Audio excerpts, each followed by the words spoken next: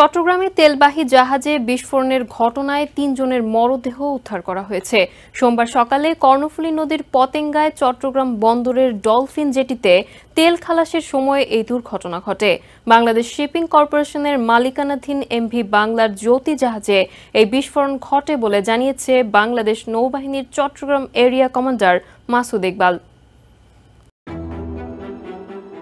চট্টগ্রাম বন্দরে নোঙর করা বাংলাদেশ শিপিং কর্পোরেশনের তেলবাহী জাহাজ বাংলার জ্যোতিতে বিস্ফোরণের পর আগুন লাগার ঘটনায় একাধিক মরদেহ উদ্ধার করা হয়েছে।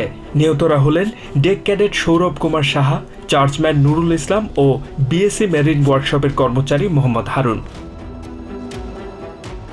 জাহাজটি বন্দরের ইস্টার্ন রিফাইনারি ঘাটে অপরিশোধিত জ্বালানি তেল খালাস করছিল।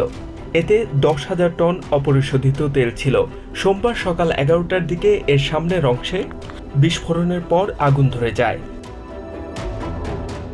খবর পেয়ে নৌবাহিনী, কোস্টগার্ড ও ফায়ার সার্ভিসের কর্মীরা দ্রুত ঘটনাস্থলে পৌঁছে দুপুর 12:30টার দিকে আগুন নিয়ন্ত্রণে আনেন। বাংলাদেশ নৌবাহিনীর চট্টগ্রাম এরিয়া কমান্ডার মাসুদ ইকবাল বিষয়টি নিশ্চিত করেছেন। তিনি জানান, ক্যাডেট সৌরভের ঝলসানো মরদেহ একটি পাইপের সঙ্গে ঝুলেছিল। বিস্ফোরণে ছড়িয়ে পড়া আরেকজনের দেহাংশ এর আশপাশে পাওয়া গেছে।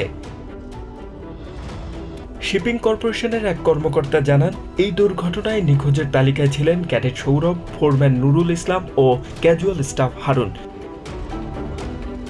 বন্দরের কর্মকর্তারা বলছেন, আগুন লাগার খবরে বন্দর কর্তৃপক্ষের 5টি ও নৌবাহিনীর একটি টাগবোট ঘটনাস্থলে যায়।